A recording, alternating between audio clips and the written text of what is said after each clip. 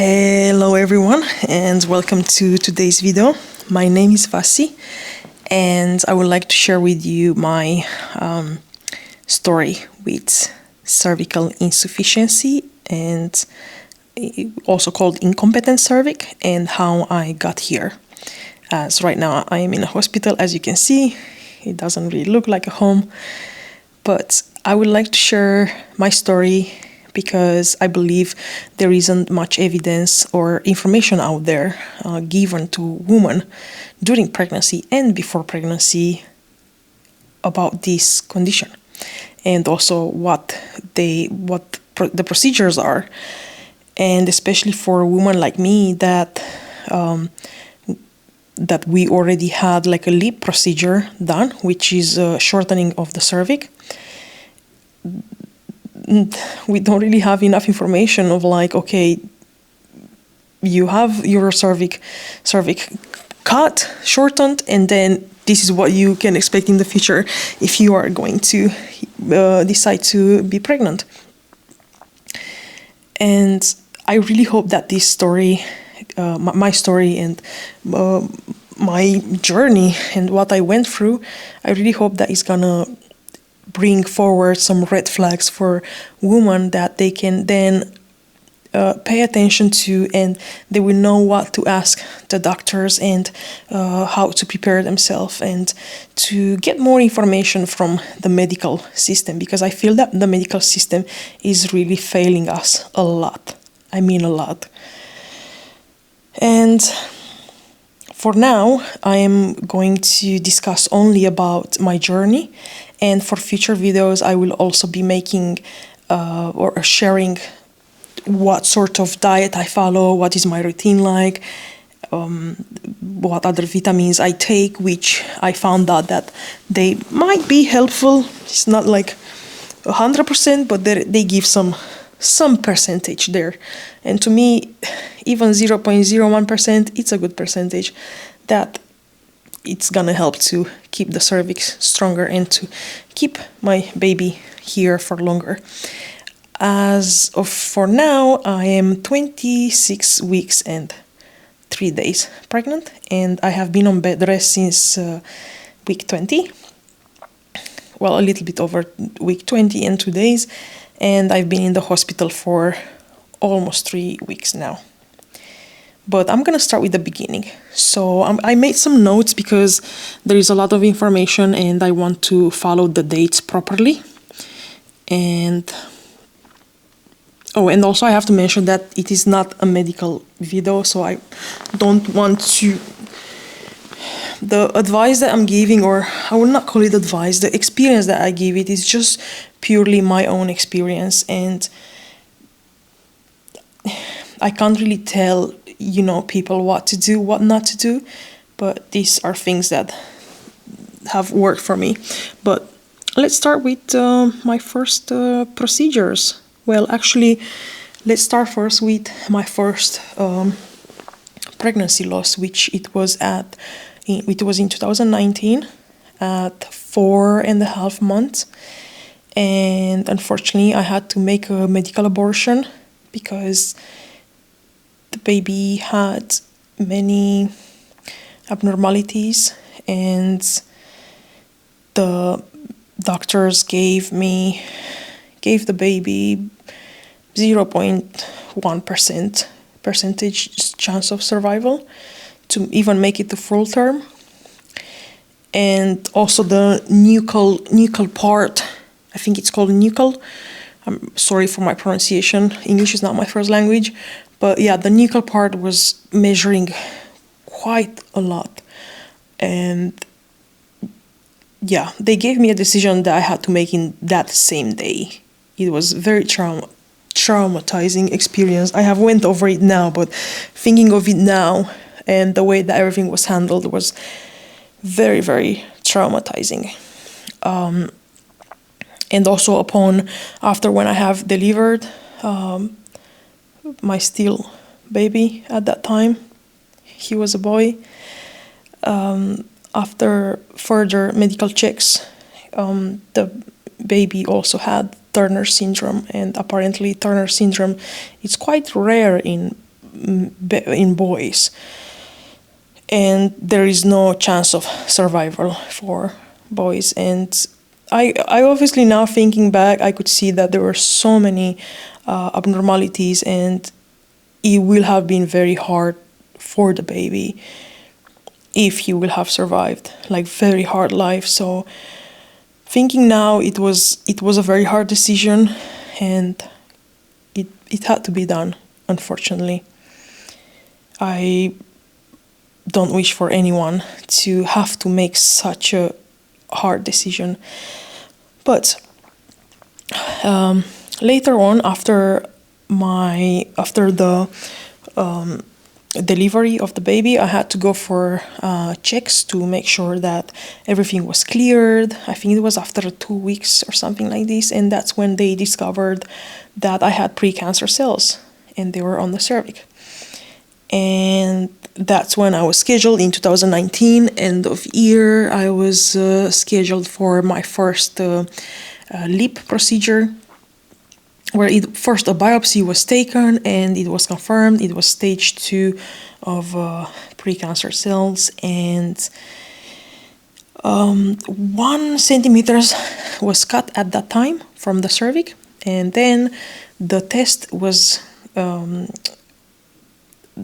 redone after a couple of months.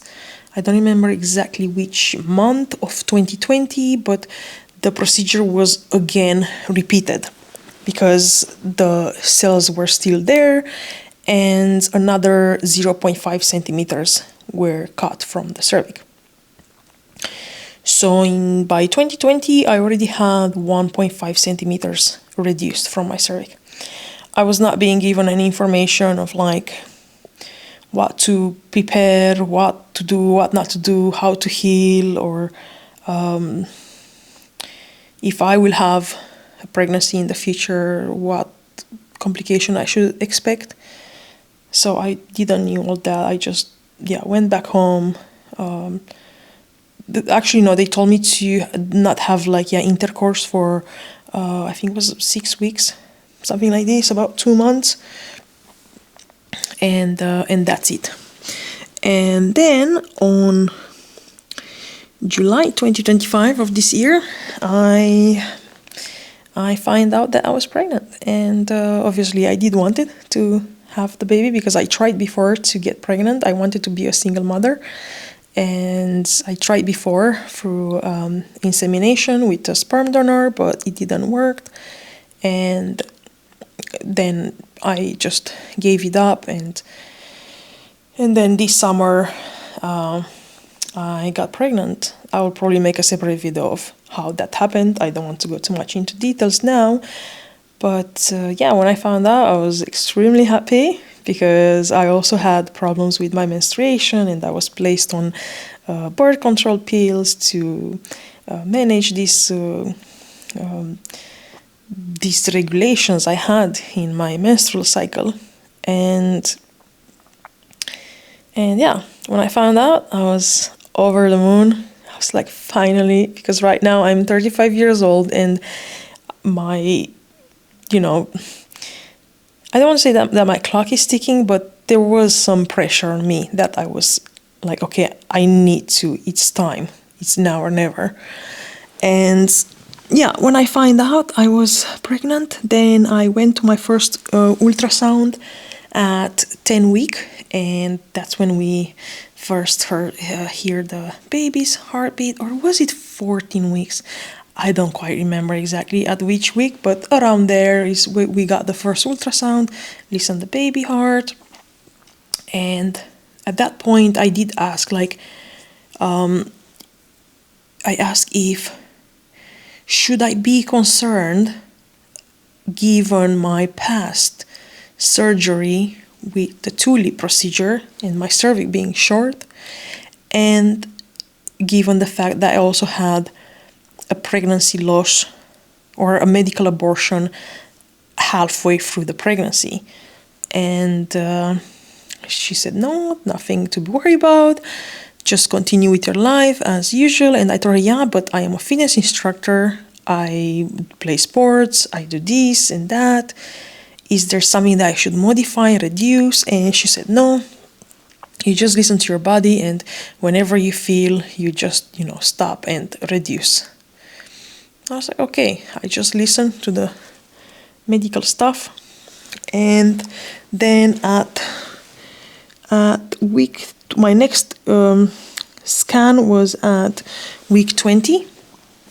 And that was on November 7th. I was already 20 weeks and 20 weeks and 2 days. And at that point, we watched the baby, took all the vital signs. Everything was perfect, very strong and active baby. And she's a girl, and she has been so active, super active since week 12, I think. I started to feel the little butterfly movements, and then I started feeling more kicks, and lovely. And after we did the ultrasound, then the cervical check was being done also. And I could see on the screen, because she was not explaining to me what was happening, but I could see on the screen how something was opening and closing. And she was making these sounds like, I was like, oh my God, what's happening? She said, okay, I will explain to you after. She said, okay. Then we sat down, and she made a drawing. She made a drawing with a pen. It was horrible. She made a drawing, and she said, okay, your cervix measures 3.2 centimeters. But when I apply pressure on the uterus, then the cervix opens 1.7 centimeters, and I was being left with 1.5 centimeters of cervix. To me, I was like, okay, what does this mean? I didn't knew. Well, she said it's a chance that baby can be born earlier. And I just okay, what? And I said, what can it be done? She said, well, I will put you on progesterone night and morning. And then she said, you have to be in bed. And I freaked out, because how can I be in bed? I had to work, being a single mother, and I have school, and all these things that was going through my mind, and I said, I can't stop my work. I need an income. And she said, then at least do what you can. I said, okay. And that's it. I was not giving more than that information. I left the hospital crying, drove back home crying, and then I just cried the entire weekend. Because it was a Friday, I cried the entire weekend. I was so depressed. I didn't know. I was like, I don't want to lose this baby. I really want this baby. And then I started to do some research. I said, okay, calm down, Vasi. It's enough. You have cried enough. Released. Good. Now let's start to work. And I started to research. And then I found out that about the circlage, that it can be done before 24 weeks. And it's a McDonald stitch, that it goes kind of in a figure 8. And then there was the option of also pessary, which is basically a ring, a plastic ring that goes over the cervix, and it's just being pushed as far as possible and trying to hold the cervix there. And at the same time, with both procedures, progesterone should be given. And obviously I did found the research also where it says that progesterone alone also could work, but it's better to have the circlage and progesterone together, or pessary and progesterone together. And then I just started to think, why she didn't give me this option? Why she didn't explain to me that, okay, this can be an option, or I don't know, what are we waiting for? Or why am I not being given this option? Because the research I found was showing that when the cervix is below 2.5 centimeters, it's already considered a risk. A risk with a pregnancy with risk. And I was very angry, frustrated, and yeah, I just felt, kind of like abandoned. But I said, okay. In the meantime, I just gathered a lot of questions to be prepared to when I go after 2 weeks check, because that's what she told me. She said, okay, I'll see you back in 2 weeks and see how the progesterone is working. And that's when, I was prepared. I had my weapons. And I went back to do another cervical check at 22 weeks and 5 days. And it was already November 24th. And the cervix at that time was already open and was measuring 1.7. So I had 1.7 centimeters and funneling at the top. Mechanical pressure when it was being applied, no more opening, further opening, which was really good. So I was like, okay, this is good.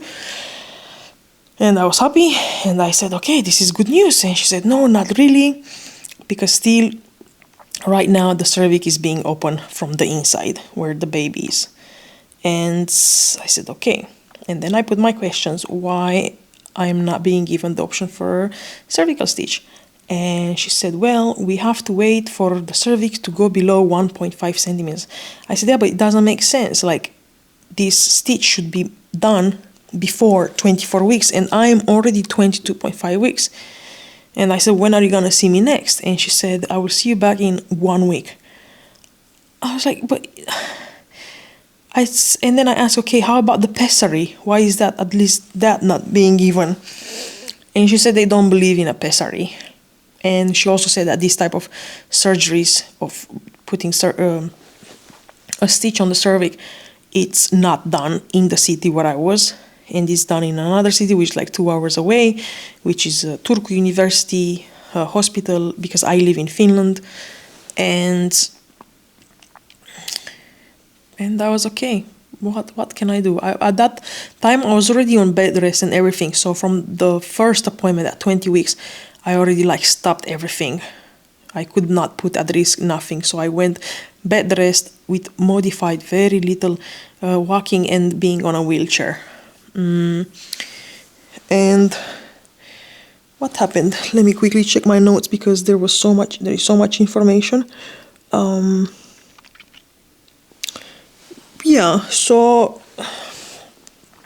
after she told me that, okay, they have to wait for the cervix to go below 1.5 centimeters, it just didn't make sense to me. Why would you wait for a cervix to go lower? Yeah, I understand that I didn't have a history with preterm birth, but I have a history with a LEEP procedure, which I already miss 1.5 centimeters, which is quite a lot to miss 1.5 centimeters from my cervix. Oh, this baby.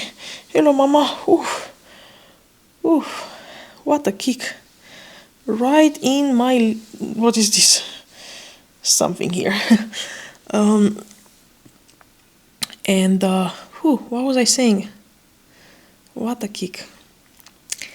And yeah, it just didn't make sense to me that they have to wait. And her explanation was that, well, it's better when the cervix is shorter. And I'm like, no, all the research that I found is the shorter the worse it is, because it's then much harder to close the cervix, and you have the membrane can be punctured, and then you can break the amniotic fluid, the amniotic sac, and that's it. So what can I do? There's nothing I can do, because Finland is not as great as is being advertised. The medical procedures and all their protocols are not that great. I went back home and just continued with bed rest and everything. And at this point, I went completely on bed. No more wheelchair around. Well, my friends, they were pushing me around, no more nothing, only home. And then I went back again to my third cervical check, which was on December 2nd, and I was 23 weeks and 6 days. It was a Tuesday, exactly 1 day before turning 24, because every Wednesday I am upgrading 1 week, going further and further. And yeah, I went there, and at that time my cervix was going crazy. It was so dynamic. It was opening and closing and opening and closing. Baby's position was head down, and I don't know what she was doing. Wow, was she pressing? But yeah, my cervix was going as low as 0.8 to up to 2 centimeters. And she tried to like apply pressure, and I said, don't put any pressure. Like, I don't understand what is in their head. How can you put pressure when already the cervix is 0.8 centimeters? Why? And that's when she said, okay, I'm gonna call the hospital now, the big hospital. And they called the hospital, and then the doctors there said that, okay, we have like send her here. And then she said, okay, an ambulance is gonna come to take you. I said, okay, when? She said, today. I was like, okay, I need to get some stuff with me. Like, I have nothing with me. I had a friend with me, but she didn't know how to drive my car back home because my car was in the parking of the hospital, and I can't afford to take like bills for the cars and all this thing. And I needed to have at least my phone charger, because how else could I keep in touch with my friend and tell them where I am, because I will not even know where I will go. And the nurse, she was like, yeah, but we can't let you go. And I'm like, you have to understand, it's 30 minutes that I'm going. Like, I live 5 minutes from the hospital by car. And she was like, oh, I need to ask the doctor. I'm like, okay, go and ask. But she said, if I go, then the ambulance won't come. I said, why? Like, I need to go grab some stuff. And then, yeah, she spoke with the doctor, and I don't know, she said, okay, you go, and then when you come back, we know that you are here. So I went quickly home. I called another friend that I knew she could drive. And I said, hey, can you please come? I have this problem. I need someone to drive my car back and take car keys and home keys. And she said, I come right away. So I went home. I grabbed whatever it came to my hand without even thinking. And then I went and picked up my friend. And then quickly she pushed me back to it was so crazy, I have to say, the journey. Very funny also, but very also traumatizing, because we were like, I don't know, like in a crisis time, because these doctors and nurses, they were so hesitant with like letting me go. And I remember she took the wheelchair out from my car, and she started pushing me like crazy from the car to the back into the hospital.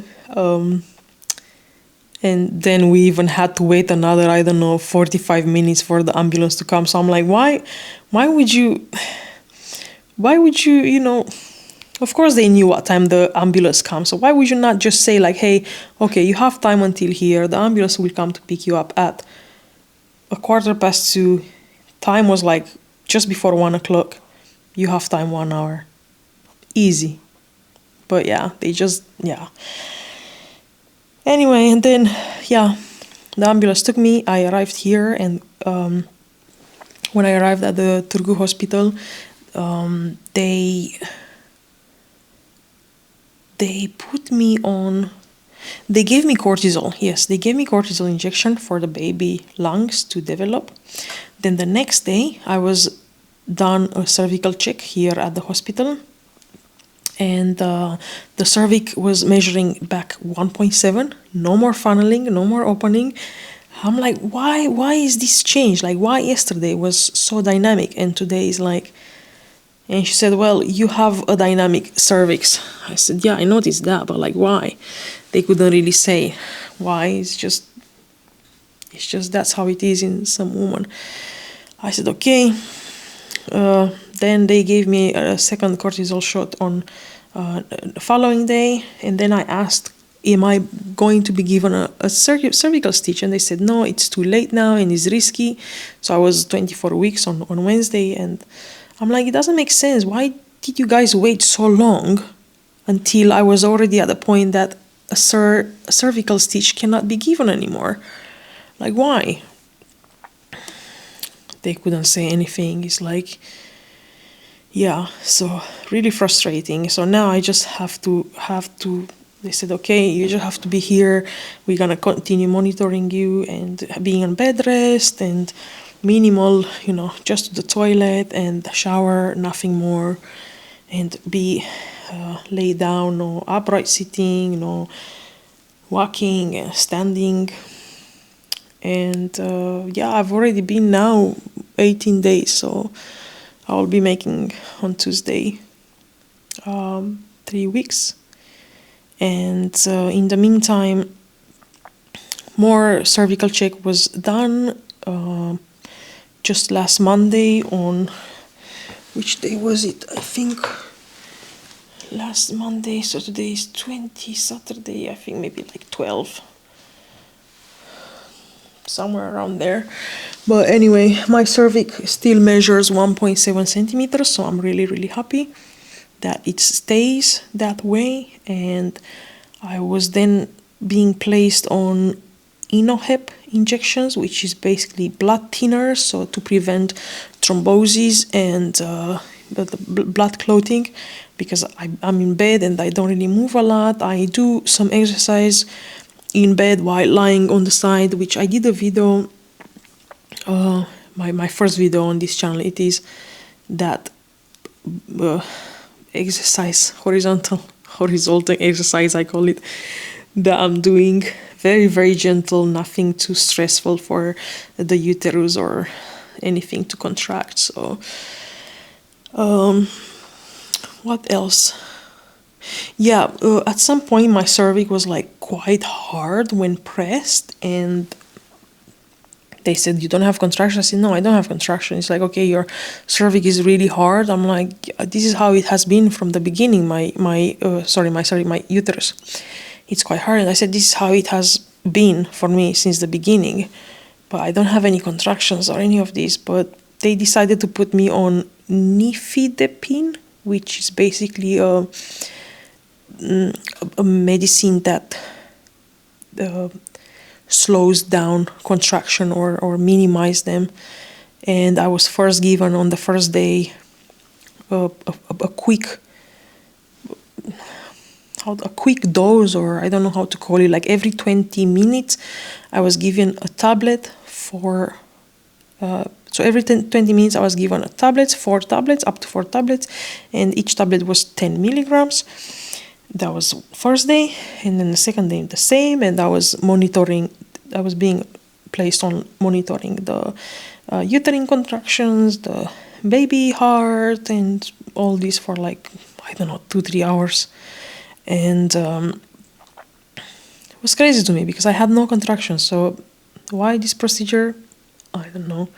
Prevention, sure, but I'm also thinking, to be honest, all this medicine, what scares me the most is it going to affect the baby? Because I'm always thinking, I don't want to take so much medicine because I don't want her to be affected with anything. And then is the third, as of Wednesday, as of Thursday, the 17th of December, I was then being placed on the slow release of this medicine, still nifedipine, but was 30 milligrams in one go, and they give it to me in the morning, now every day. Until when, they cannot know. They just said they will be giving to me every day, and I don't quite like it, again, because I did some research on it, and it's not proven that long-term use, especially when you don't have active contraction, is like any beneficial, and it can actually create more harm for me, because it's bringing the blood pressure low. So then I'm being scared that, okay, it's like, is there enough blood flow going to the baby? So yeah, honestly, at this point, I just want to go home, because I feel that whatever I'm doing here, I can also do home. Be in bed at home. I have my friends close to me. I can't even open the window here. I have not taken, fresh air or be outside. My friends, they brought me by with the bed when they came last weekend. It was so funny. Okay, and actually one of my friends, I told her to bring me like this key opener to open the window, but I can't have it continuously open because I don't know if I'm allowed to open it here. But honestly, I don't care. I need to take air because I feel I'm going crazy. What else? The food here. The food here is disgusting. Absolutely trash. Absolutely horrendous. I can't even describe to you. It's processed food full of sugar, carbs, and I'm worried for the baby because having so much carbs and sugar, it's making the baby to grow faster. And actually, in the first week being here, my baby went from 730 grams to 980 grams. I know the measurements are not accurate. 10% can be like a flow, but still, that's quite a quick increase from week 20. What week was I? 22, 20. Sorry, from week 24 to not even week 25. So it was like in 6 days. And another thing that they checked was they wanted to put me on to do the glucose test. I refused the glucose test because I know that I have issues when I eat high amount of carbs and sugar, which I don't eat. And I told him I don't want to have that because I'm concerned of the effects that it's going to have on my mental health, on my body, inflammation, and all this. So I requested to have this glucose monitoring by pinching my finger early in the morning when I wake up, and then after every meal, 1 hour after every meal. So basically 6 times a day I was monitoring, 5 to 6 times a day, taking my blood. And yeah, it was good. It was below the